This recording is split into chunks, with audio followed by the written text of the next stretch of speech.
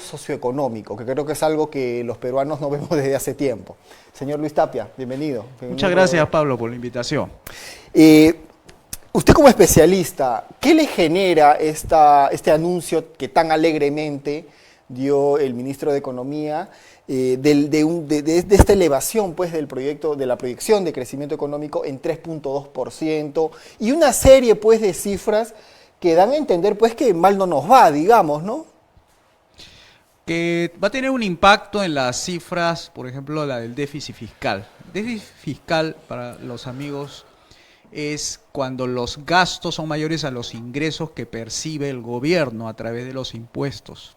Y hay una ley que le dice al Ministerio de Economía y Finanzas que no debe excederse más del 2.1% respecto al Producto Bruto Interno, que es un medidor de la riqueza del país, y este déficit debe no llegar a esa cantidad. Cada punto del PBI más o menos equivale a algo así como 90.000 millones de soles aproximadamente. Entonces no se debe exceder el gobierno de tener un déficit de más o menos 180.000, 200.000 millones de soles, perdón, 20.000 millones de soles.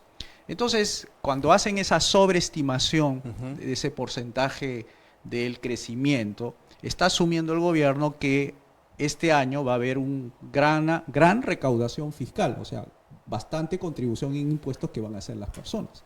Y esto se condice justamente a la coyuntura económica porque estamos apreciando que en términos de ventas e ingresos, crecimiento de las empresas, más bien dice todo lo contrario, ¿no? No están aumentando sus ventas, sino están manteniendo sus ventas y en algunos casos ni siquiera invierten las empresas como para seguir creciendo. Entonces, en su conjunto, las empresas del país, que son las principales contribuyentes de los impuestos, refleja que ese crecimiento que muestra el ministro de 3.2 o más, o 4, según dicen otros, no sería real, no sería realista que se asuma ese porcentaje, ¿no? El Perú, para que se entienda de manera práctica y de manera didáctica a los amigos de BSTV, el Perú está mejorando, aunque sea de a poquitos. Sé que no es suficiente, que realmente la canasta básica familiar ha elevado su precio, que no estamos bien, pero se va vislumbrando un huequito de luz en este túnel, ¿o no? Si yo tomo un indicador, por ejemplo, los ingresos de las personas, tú vas a ver que ese aspecto no crece, es decir, se mantiene igual desde hace varios años la cantidad en promedio de 1.550 soles. Y te digo varios años, o sea, no es de ahora. Entonces, cuando tú analizas los precios, más bien los costos que asumen las personas por comprar alimentos, eso sí va creciendo conforme a la cantidad, digamos, de lo que vaya comprando. Entonces, cada vez que va al mercado va a tener que necesitar más ingresos para comprar esos mismos productos, pero no va acorde al crecimiento de sus ingresos. Entonces, yo creo que si tú lo miras de un punto de vista microeconómico, es decir, de la canasta familiar, sus ingresos, no crece. O sea, está como prácticamente estancado y más bien, como tú verás en las noticias, todos los días hay o sube el precio del pollo de 11 a 13 soles, o la menestra está de 3 soles, sube a 6 soles, la arvejita está de 6, sube a 12, y sin embargo los ingresos no suben. Ese es el aspecto microeconómico. Pero cuando tú haces el análisis a nivel macroeconómico y ven las finanzas del gobierno, lo que te muestran las cifras es que están más o menos bien.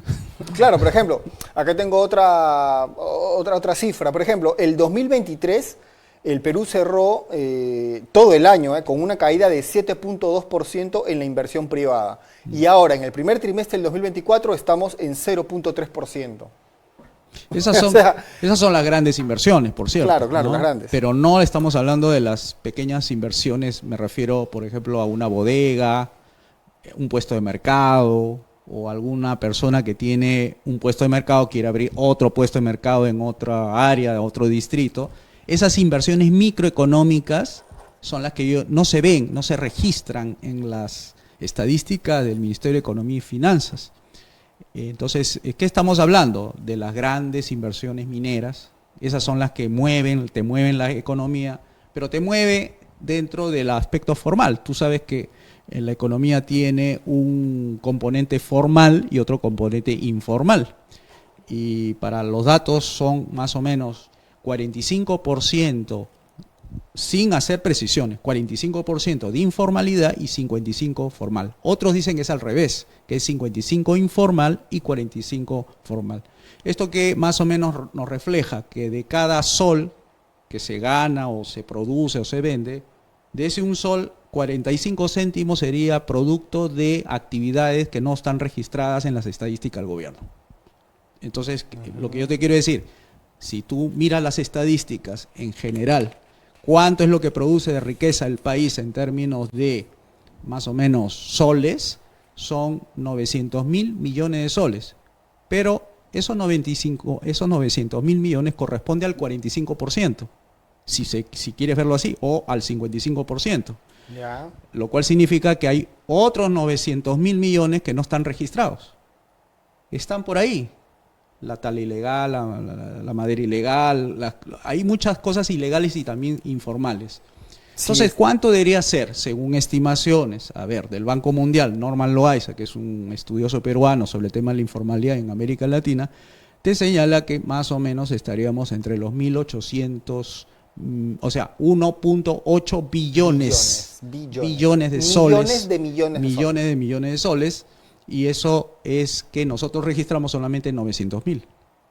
O sea, por eso es que debe ser una preocupación constante, y yo me imagino que los candidatos presidenciales que se presentarán en las siguientes elecciones, debe ser esta una preocupación pues principal, central, ¿no? Cómo eliminar la informalidad, que es una tarea titánica. Ahora, como economista tú dirás, ¿esto es una cuestión cultural en el peruano?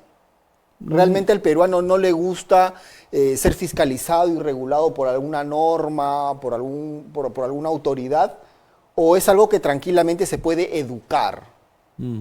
Esa es una buena pregunta que creo que los abogados deberían aprender un poquito. ¿Por qué? Porque hay muchas escuelas en el pensamiento económico que te dan respuestas, ¿no? A mí la que más me convence es la escuela institucionalista, que es la que dice lo siguiente: si tú cambias reglas de juego, cambias incentivos. Ahora, ¿cómo lo pruebas esto? Pues si acá en el Perú nos ha hecho cambio de reglas fundamentales, al peruano que está acá en el Perú tira papeles al suelo, se pasa la luz roja, incluso puede estar sobornando a un policía como si fuese una práctica común. Llévalo a ese peruano a Alemania, llévalo a ese peruano a Estados Unidos, llévalo a un país desarrollado con instituciones donde hace cumplir la ley. Vas a ver cómo ese peruano se transforma. O sea, tenía una educación previa que más o menos su práctica era esa que he mencionado. Se transforma en otro peruano. O sea, es el mismo, pero cuya regla de juego tiene que cumplir, si no lo deportan. En Singapur, si tú escupes, te multan. Y si eres reincidente, te meten a la cárcel. Ese mismo peruano puede ir a Singapur y transformarse, si no quiere ser deportado. Entonces, en el Perú, desde el punto de vista de la escuela institucionalista, no es un tema cultural, es un tema de reglas de juego. O sea, hacer cumplir la ley requiere instituciones, o sea, me refiero a organismos y leyes que se puedan cumplir, ¿no? Pero en un contexto tan adverso como el que cada día se desarrolla en el Perú y cada vez empeora más en el Perú, es difícil poder hacer este tipo de reformas. Tengo una cifra que la verdad es que es realmente escalofriante, en todo el sentido de la palabra. El Instituto Nacional de Estadística e Informática ha dicho que el 86.1% de los peruanos se siente inseguro. La percepción de inseguridad, esto es casi un estado de zozobra. Todo el mundo tiene miedo cuando sale a la calle. Y estoy seguro que también para ir a trabajar, para invertir, para tomar una decisión trascendente en las finanzas. Y esto es pues algo que sin lugar a duda repercute, ¿no?, en el desempeño económico de una sociedad. Sí, y esto tiene implicancias económicas porque ya los negocios no pueden incluso abrir si es que no tiene previamente sus rejas, sus alarmas, su guardián en la mismo negocio. Y esos son costos que se añaden a la venta, a la comercialización, a la producción. Y eso tiene una implicancia para el bolsillo de la gente, porque el empresario cuando asume esos gastos por seguridad, por poner cámaras, grabaciones, son equipos que cuestan y entonces lo tiene que trasladar a los precios de las cosas.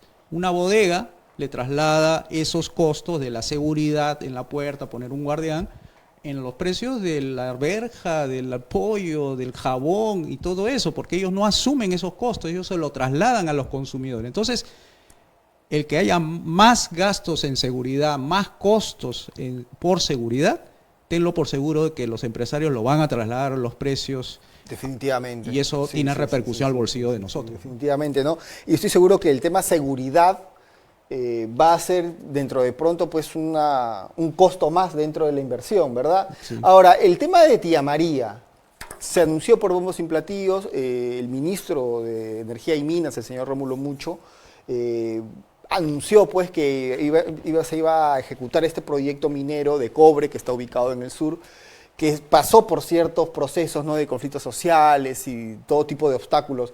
Esto es una muestra de que el Perú puede seguir apostando por la minería como una de sus principales bases de crecimiento. ¿Tú crees que sí, que realmente puede ser así? Mira, Tía María es una muestra del potencial minero que tiene el Perú, porque detrás de Tía María hay muchos otros proyectos también. Quillabeco, exactamente, etcétera, etcétera. Y son millonarios y se mueven muchos miles de millones detrás de esto. Pero lo que yo puedo apreciar es que todavía no está resuelto el conflicto ambiental o socioambiental que hay entre la población y las empresas mineras. Y esto no se va a resolver porque haya un buen ministro o haya otra ley.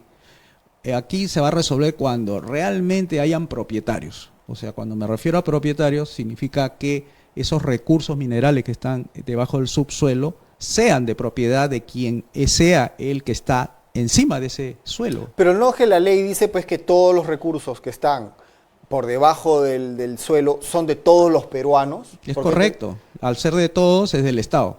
Claro.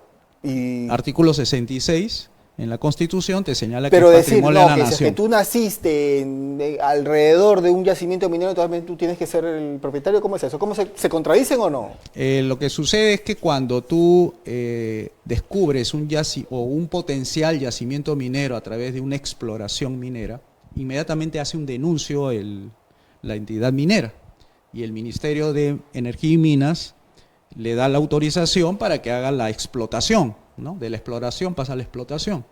Pero esos recursos minerales que están abajo no son de las comunidades, es del gobierno. Entonces, lo que hace la empresa minera es negociar con el gobierno a través de las leyes. Y ahí se genera un problema, ¿verdad? Exacto. Entonces, las comunidades se sienten traicionadas, porque dice, ¿cómo es posible que debajo de mi tierra existan minerales y yo no sea dueño de ellos? Entonces hay que hacer una reforma en el artículo 66 para resolver el tema de la propiedad, porque ahí está el conflicto. Y hacerlos accionistas a las personas que viven ahí, ¿no? Exacto. Eso es lo que muchos dicen, ¿no? Que, caramba, el Perú no es el único país del mundo que tiene conflictos sociales alrededor de una actividad extractiva. Está en Indonesia, en Sudáfrica, en todos los países africanos, en Latinoamérica, pero hay una manera de cómo solucionarlo. Sí. ¿Habrá alguna opción política que se presente en las próximas elecciones que pueda poner esto sobre la mesa y elaborar pues un programa exitoso para ellos? ¿5R podrá ser posible, por ejemplo, que haga eso? Sí, bueno, yo soy presidente del Movimiento 5 Reformas y una de las propuestas es esa, ¿no? De poner en agenda la derogación del artículo 66 para que las comunidades o cualquier persona que descubra oro debajo de sus pies sean dueños del oro, sean dueños del petróleo, sean dueños del gas. Y cualquier entidad que quiera venir a explotar eso, que negocie con los dueños justamente para hacer negocios, porque no puede ser que solamente se beneficien las empresas y las comunidades estén postergadas y no puedan aprovechar esos recursos minerales que están debajo de los pies de ellos, ¿no? Claro, ahora, quiero agradecerte, la verdad, Luis, señor Tapia, presidente del movimiento 5R, 5 Reformas, ¿verdad? Muchísimas gracias por haber conversado con nosotros a esta hora de la mañana. Muchas gracias, Pablo, por la invitación. Así es, muchas gracias. Bien, amigos, nosotros vamos a ir a un pequeño corte comercial.